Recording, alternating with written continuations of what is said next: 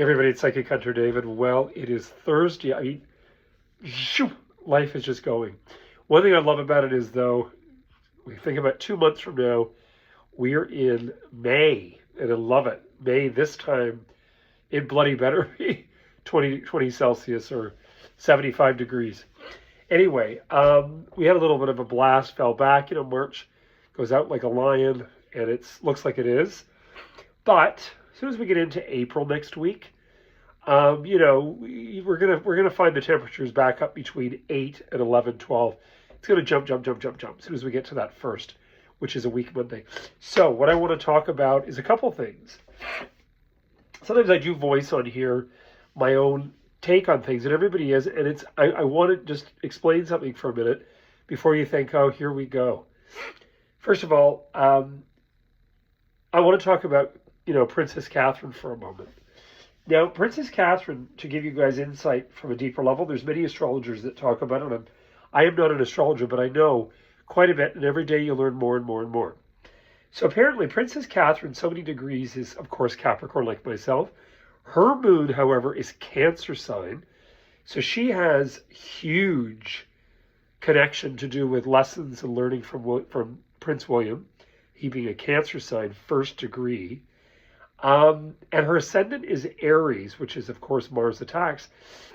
I, first and foremost, believe that, yes, on a deep emotional level, first of all, she's a triple cardinal sign. So she is destined for greatness, like she is. Secondly, and she already is. Secondly, yes, the moon and, your mother and the home and Cancer and great mother has Diana traits for sure. Diana was a Cancer sign. So there's a lot of stuff going on there. And I hate using that. I hear people overuse karma. Well, that's not necessarily true. I have spoken to Hindu priests. One used to come to me for reading. I also have spoken to people in certain sects of the Sikh faith. Karma is overused. I mean, the term does not always mean. Look it up, research it before you overuse it. And yes, I have a little dog in the background, and her and the cat are constantly fighting, Gemini and Virgo. Sheesh.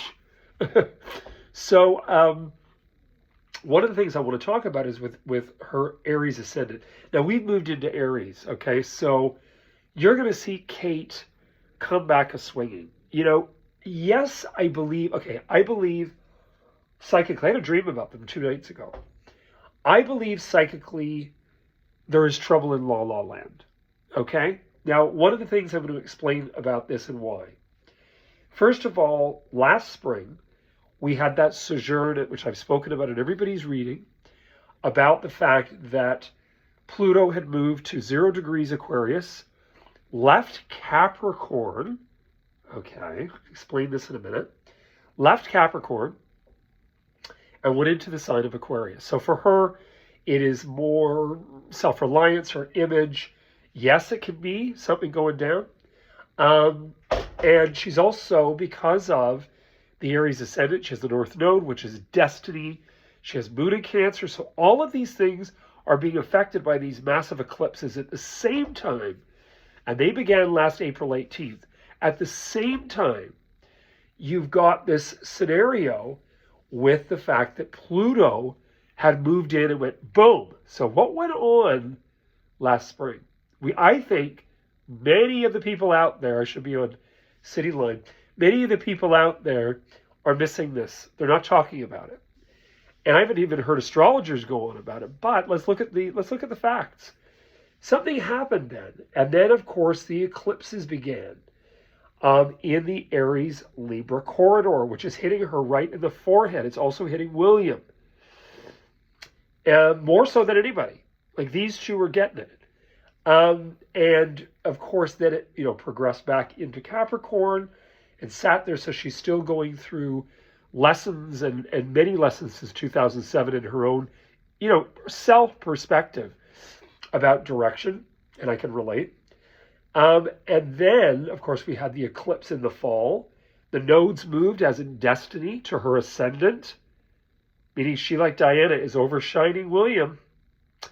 So there's a lot going down here. And then, that happened many times, though, in old English aristocracies. Vanderbilt said, one of them married one. It happens. where she comes on board, and even in some cases he comes on board and overshines the actual nobleman, and that it causes problems. I'm telling you right now, there's an ego. So this started up again this winter, and it's quite fascinating that the timeline. You look at and listen. I'm not discrediting her health. Moon and Cancer sign. I'm going to tell you something. In my 34 years, when I hear that someone has Moon and Cancer, I'm actually surprised she's as slim as she is. Because to me, Moon and Cancer sign, not unlike Moon and Leo. Moon and Leo is emotional overindulgence and emotionally needy sometimes. And also, they can also be somewhat egotistical underneath it all. So it's sort of a passive, ego that I call it sort of a passive ego. But in the sense of what's going on in here, I think it is extremely complex. I think there are layers and layers and layers and layers. Partially could also be her own insecurities. I think it's also his insecurities, because we're all looking from a world standpoint saying, oh, well, we love her and she is beautiful. I mean, I'm gay and I think she's beautiful. So there's a lot going down. And do I think other women are after him? Of course they are. Are we stupid? What did I say to one of my sisters about, I think other women are attracted to him once. And I said, really? And you don't think the gay men are looking at him in the gym?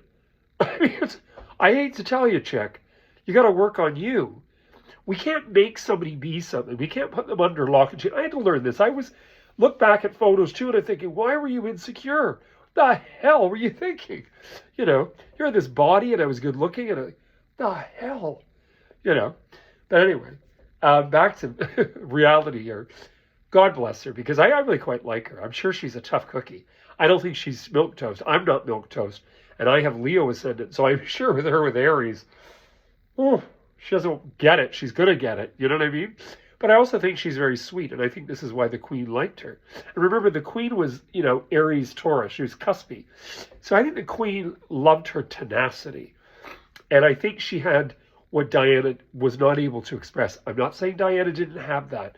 Remember, Diana went through childhood psychological stress with the father being temperamental and going through his own stuff. I've read a lot about that. And her mother going through her own internal drama. So everybody's a product. I've always said the first 7 years, that's why with me, I know what set me off. And in a way, things happen that you can look at that were critical. But I think in all honesty, I would have been the biggest friggin' arrogant Rosedale prick you've ever met in your life. I'm glad that I had to go through the knockdowns and to learn and to help my mother. And she left young. And I think I had to learn. And this is okay. It's already done. It's okay. But in the sense of her, getting back to that, I'm sorry. I do believe there's trouble in La La Land. And I really believe that the big thing with the both of them, I'm not quite as familiar with his chart, although I do think he has Libra in there. I really believe the trouble in La La Land as well is that Pluto has moved. And Pluto, of course, is really, really changing the story from 2007. Now, I don't quite remember when they got married. I think they were already dating then. So this is a really complex storyboard. I just said I had to explain this because it's been on my mind and it's been affecting me, and I can sense it. And I had that dream 2 nights ago where she was avoiding me in conversation. She reminds me a lot of my once close friend, Kara. So I think it's really quite interesting what's happening. As far as all of us, we're going to get into the weeklies tonight. And then next week, or even if the weekend, if I have time, will be the individuals for April 2024. I said 25. So that'll be up soon too. So I just wanted to include this and let you guys know my take on it, because everybody has their thing and it's all sarcasm. It's not intellectually, looked at. Remember, the intuition of the human animal is pretty accurate. We do have an intuitive state. We have a sense. People have this ability, and it's a gut sense that there is trouble in La La Land. Like there's more to the story than we are being told. And, first of all, yes, there's a right to privacy. Absolutely. I'm very private. But you're a public figure. And, for someone to say to me, Madonna does not want people asking her about her career and what she looks like, I hate to tell you, but who's paying and footing the bill? So with this, there's two sides to this. Yes, you're entitled to your privacy, especially about health. But as far as people's love of the family, keeping that afloat, the aspect of Britain's royalty, and we are part of the Commonwealth, so I have a right to say this. I think, in all honesty, it's a two-way street there. I really believe their PR people need to really amp it up. Anyway, you heard it here first. Wanted to throw this in. Wanted to get my view across. Let me know your remarks in the comments. And again, check it out and listen to other people. I mean, the only other person I think I heard that I thought was really on about this was Penny Thornton. And Penny Thornton is a fabulous astrologer and Princess Diana's astrologer. She is on YouTube. She's fantastic. And I really like a lot of them. There's a lot of them out there that are great. The gal out west with Lunatic Astrology is fabulous too. Anyway, I wish you guys all the best. You heard it here first. Cheers. And I'm around. I'm working.